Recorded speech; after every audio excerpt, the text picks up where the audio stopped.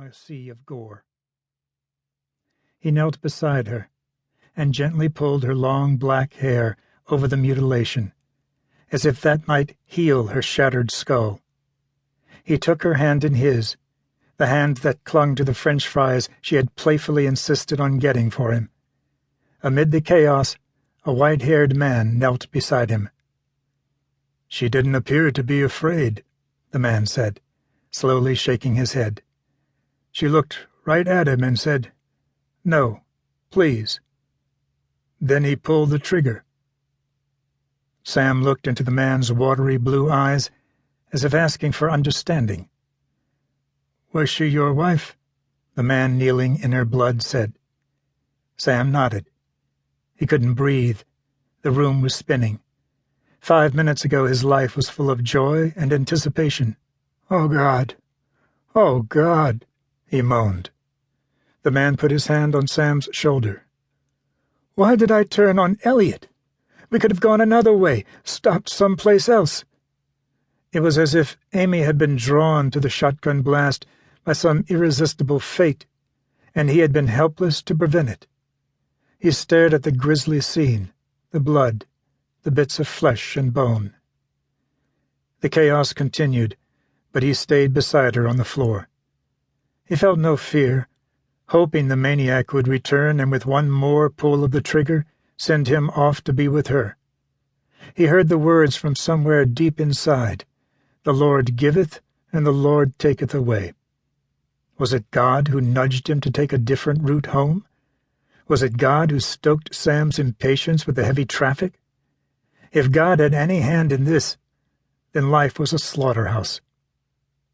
When the sadness erupted over his happy life, the abyss opened beneath him, and he fell. In this headlong plunge, he instinctively reached out and grabbed hold of something. He didn't know who or what. He hung there, trying to catch his breath, trying to restore his heartbeat, dangling over the darkness. The city he loved turned gray. Green trees, the waterfront, his classroom, friends, the concerts and plays, the lovely boulevards and buildings, all gray. The sadness overwhelmed him. He left everything and fled.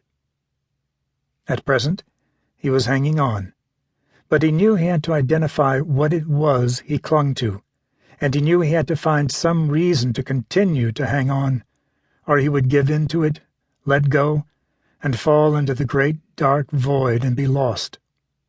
"Pickett!" The voice startled him, jolting him from the trance. Truly Osborne stood in the doorway. Sam caught his breath. "Hard at it, I see," Truly said as he stepped smartly to Sam's desk.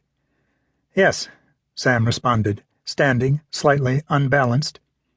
"I wish a few of the other teachers were as conscientious. When I was running the school in Great Falls, well, things were different, I'll tell you." Truly glanced at the walls Sam had cluttered with quotations and posters depicting films and books and musical plays. "Had 76 teachers under me. 76. Could account for every paperclip. Can't expect discipline in this outpost." He twitched his nose, as was his habit. "Is all this necessary?" he said, waving a hand at the wall. "It's so unorganized." Without allowing a moment for a response, he turned his gaze on Sam, who had settled back into his chair, his heart still racing. He swallowed and tried to pay attention to his superintendent. "Now then, the other night the school board nearly did away with the basketball program.